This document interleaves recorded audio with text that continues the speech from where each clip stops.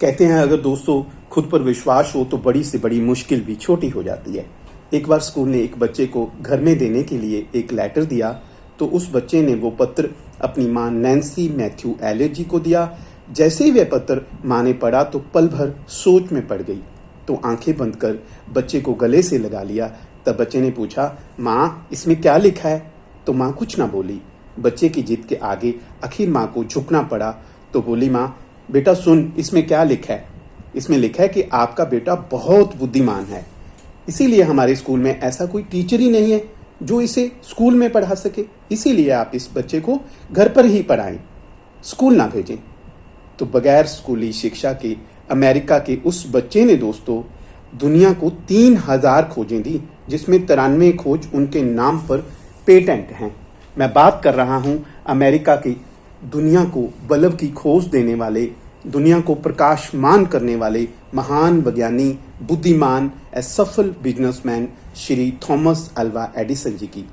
कहते हैं एक बार एडिसन साहब अपने नए घर में शिफ्ट कर रहे थे तो अचानक से वही खत जो उनको स्कूल से मिला था सामने आ गया। तो उन्होंने सोचा चलो आज बैठकर फिर से पढ़ते हैं कि अपने बारे में जो तारीफ हुई थी। जब कहते हैं दोस्तों वो बैठे, उन्होंने खत खोला, पढ़कर हैरान हो गई। उसमें लिखा था कि आपका बेटा मंद बुद्धि है, इसको हम दूसरों बच्चों के साथ स्कूल में नहीं पढ़ा सकते, आप इसे घर पर ही रखें। तो दोस्तों थॉमस एडिसन साहब माँ के उस हिम्मत दलेरी को याद कर भावुक हो गए। कहते हैं उन्होंने इस घटना के बारे में अमेरिका में कई बार लोगों से शेयर भी किया है। हमें दोस्तों उनकी जीवनी से सीखने को मिलता है कि हालात चाहे कैसे भी हों, हमें उन परिस्थितियों का डटकर हौसले के साथ सामना करना चाहिए। हमें अपना लेवल बेस्ट ही नहीं, बियॉन्ड द लेवल बेस्ट देना चाहिए। वैसे तो यह एग्जाम्पल अमेरिका की है, अगर ये घटना घटित होती तो वो दुनिया के महान बिजनेसमैन, बुद्धिमान, साइंटिस्ट बनने की बजाय किसी घर के एक कोने में टूटी चारपाई पर शायद मैले कुचैले वस्त्रों में बेसहारा, लाचार, बेचारे बनकर जिंदगी गुजार चुके होते। वैसे तो हमें कोई सफल होने से रोक नहीं सकता दोस्तों, चूंकि हम में क्षमता और हिम्मत बहुत है, बशर्ते कि कोई टांग खींचने वाला ना हो। हम लोग इस सोच के गुलाम हो चुके हैं, आदी हो चुके हैं दोस्तों, कि अगर हम कुछ ना कर पाए तो कोई बात नहीं, मगर मेरा पड़ोसी, मेरे सामने वाला आगे नहीं बढ़ना चाहिए। हमारे यहाँ एक कहावत बहुत फेमस है दोस्तों कि अगर एक इंडियन बंदे की बराबरी करनी हो तो 2 जापानीज को बराबरी करने के लिए आना पड़ता है, मगर हम जब 2 हो जाते हैं तो हमारी बराबरी करने के लिए एक जापानीज ही सक्षम है। आप मेरी बात समझ गए होंगे।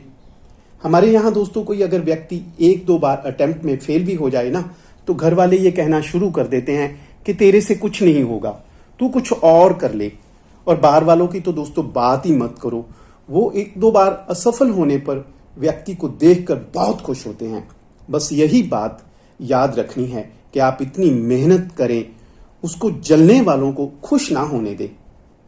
कोशिश करें कि हमेशा झुंड व भीड़ का हिस्सा ना बनकर चले, अकेले चले, शेर की तरह रहना सीखें दोस्तों।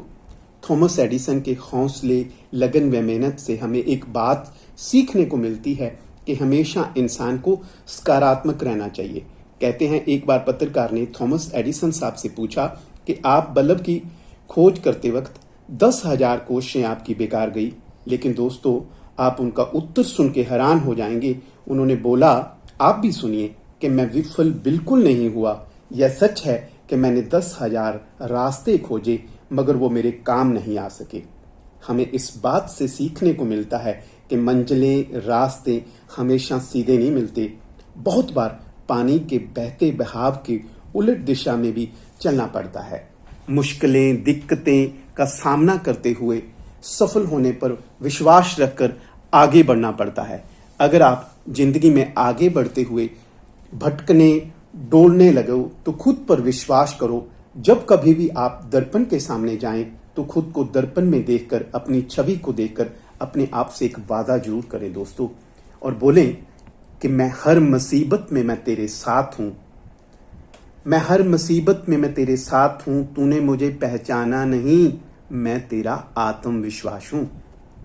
तो मैं तो कहूंगा कि दोस्तों छोड़ दो किसी से उम्मीद रखना, खुद में विश्वास जगाओ, और अपने आप से दोस्ती कीजिए। किसी पे डिपेंडेंस रहने की बजाय खुद पर ध्यान रखते हुए योग, सैर को अपना हिस्सा बनाते हुए खुशी खुशी तंदुरुस्ती के साथ किसी के डिपेंडेंट होने की बजाय खुद पर इतना विश्वास करें कि अंदर से आवाज आए कि मैं बिल्कुल सही हूं, मैं अपना बेस्ट दे रहा हूं, मुझमें कोई कमी नहीं है। इतना विश्वास हो कि मैं आपको एक सच्ची घटना सुनाता हूं दोस्तों, जो इतिहास में दर्ज है कि एक बार भारत का इंटरनेशनल हॉकी मैच हो रहा था। तो इस मैच में भारत के हॉकी के जादूगर श्री मेजर ध्यानचंद जी भी खेल रहे थे।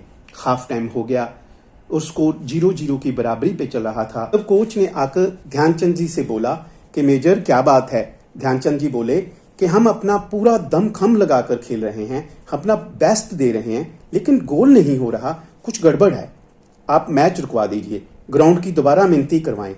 तो दोस्तों आप यकीन नहीं मानेंगे, ऐसा ही हुआ। ग्राउंड को दोबारा मापा गया, आखिर में गोल पोस्ट था जो वो अपनी जगह से कुछ इंच दूर निकला।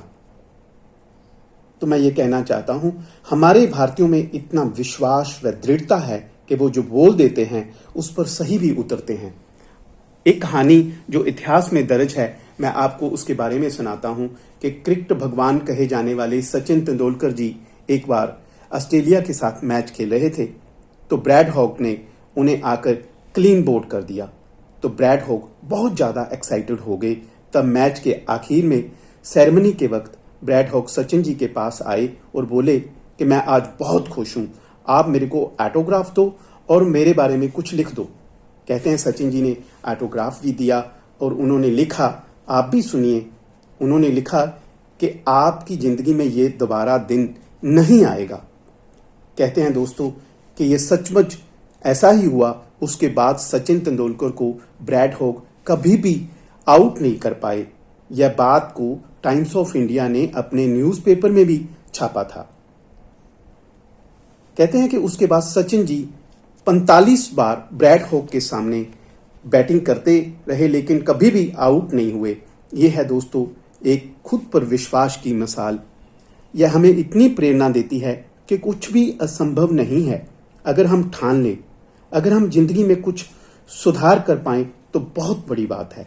तभी तो कहते हैं कि अगर हम सुधरेंगे तो देश सुधरेगा। दोस्तों नई बात, नई सीख में आज हम सीखेंगे स्कूल की फुल फॉर्म। तो दोस्तों SCHOOL की फुल फॉर्म है study centre house of organised learning. इस उम्मीद के साथ कि अब आप अपनी प्रबल इच्छा शक्ति, मजबूत इरादे, बुलंद हौसलों के साथ आने वाले पलों को बीते हुए लम्हों से बेहतर बनाएंगे। जाते जाते आपसे एक वादा भी चाहता हूं दोस्तों कि आप आने वाले पल की चिंता के साथ साथ आज का खुशी के साथ दिन भी जिएंगे, बताएंगे। आपसे फिर मुलाकात होगी। बंसीलाल सचदेवा को आज्ञा दें। जय हिंद, वंदे मातरम।